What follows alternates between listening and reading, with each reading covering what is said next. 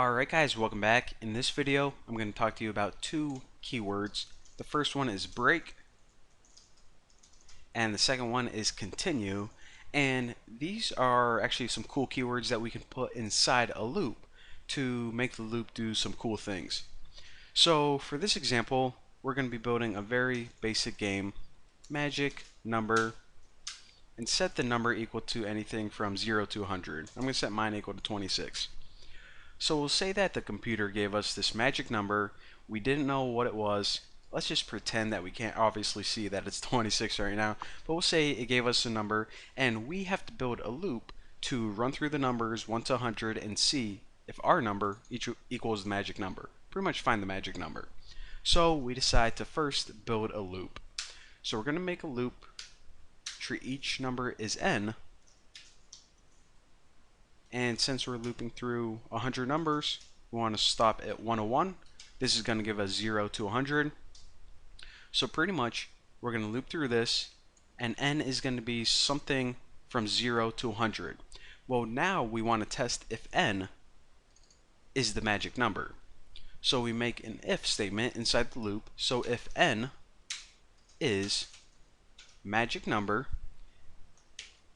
then that means that we found the magic number. So what do we want to do whenever we actually find the magic number? Well, we can just print out print, and I want to show you guys something real quick so this doesn't confuse you. And don't mind what I'm doing with these little quotes right now. Basically, well, I'll tell you guys. Alright. So let me show you. Oh crap, I keep like thinking of more stuff to tell you.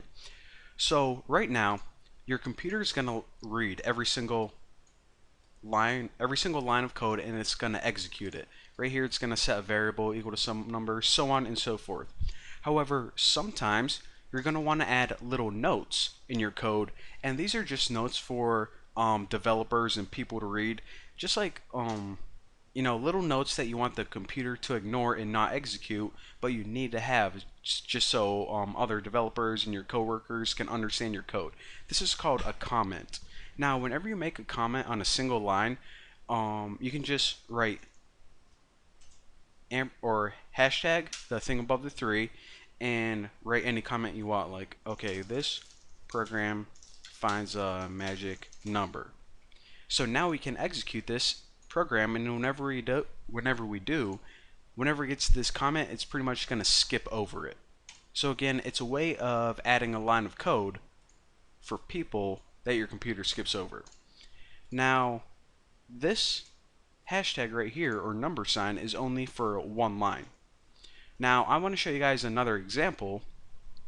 So what I want to do is I want to ignore all of these lines. So what I can do is I can add a hashtag at the beginning of every one, but whenever we have a bunch of lines of code, it can get kind of confusing. So if you want to add a multi-line comment, put 3 little single quotes where it starts and 3 little single quotes where it ends. So again, this is just because I wrote a piece of code and I go, oh yeah, I got to teach you something else, so I don't want to run this yet. So now whenever I run this, what our computer does is it basically just runs this line and ignores everything else. So again, that's your little mini tutorial on comments. Now here's the thing I wanted to teach you.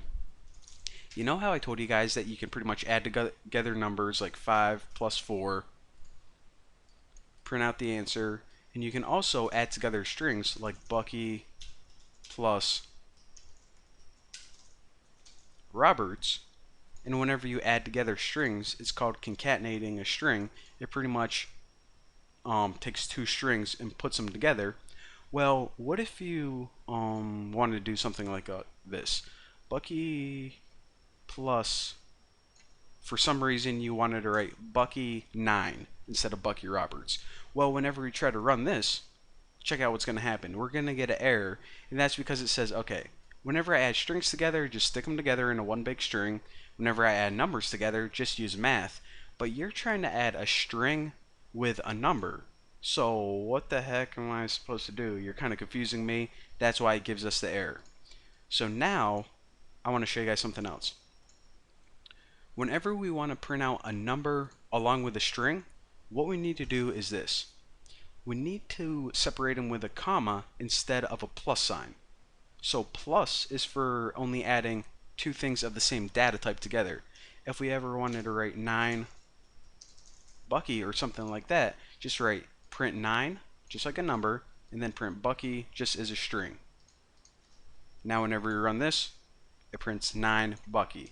So that's how we print out numbers on the same line as strings. Simple enough. So why am I telling you that? Well, because I was about to print out a number on the same line as a string, obviously.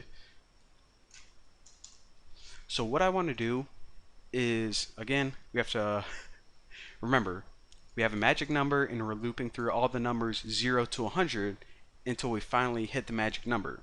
So once we finally found it, print n, which is a number. Remember, it's a variable, but it's still a number. And then we'll print out something like is the magic number. Simple enough. Now, what we can do is we can just loop through this right now.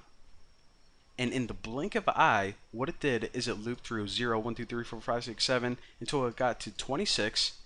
And once it got to 26, if 26 is the magic number, then print out 26 is the magic number. So now what I want to do is I want to tell you guys about the break statement, and I'm actually going to finish writing my code,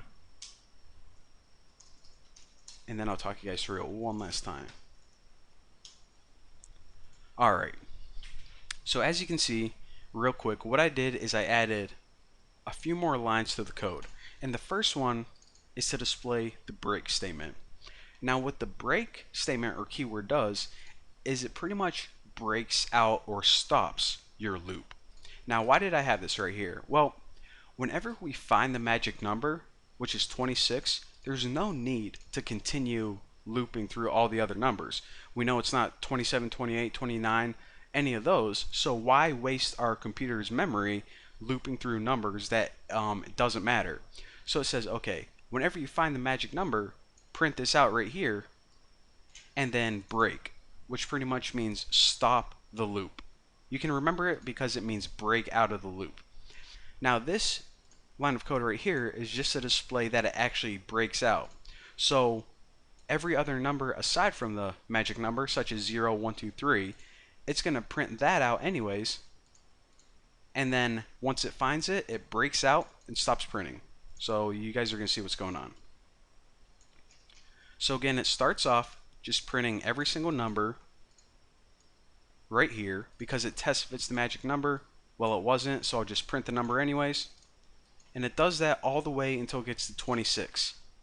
Now at 26, n does equal the magic number, so print n is the magic number and then break. So that's why it doesn't print out 27, 28, 29, 30, because what we did is we broke out of the loop, which pretty much means says, okay, you can stop the loop now. No need to waste your memory or your resources on anything else. We already found the answer. So again, I know this tutorial was a little longer than expected, but now we know about comments. Now we know how to use the break statement, and we even learned how to add a decision inside of a loop. How cool is that? So in the blink of an eye, your computer can make like 8,000 decisions a lot faster than, having to do it by hand. So I hope you enjoy it. I hope you learned at least a little something. Thank you for watching. Don't forget to subscribe. And also, actually, I'm not going to let you go yet. Your homework assignment, or your challenge, I'll call it that, is this. Make a program to loop through the numbers 1 to 100 and print out any number that is a multiple of 4.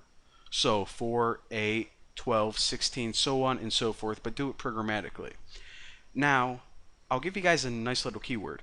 If you take a number and divide it by 4, and what you have left is 0, again, remember the modulus sign is the remainder. So whenever you run this little statement right here, the numbers that you divide by 4 and have a remainder of 0 are the numbers that are divisible by 4. Simple enough. So if anyone can do that, then I will be incredibly impressed. But for now, that's your homework assignment, and once it's complete, post it on my forum, and then you're ready to move on to the next video. So I'll see you there.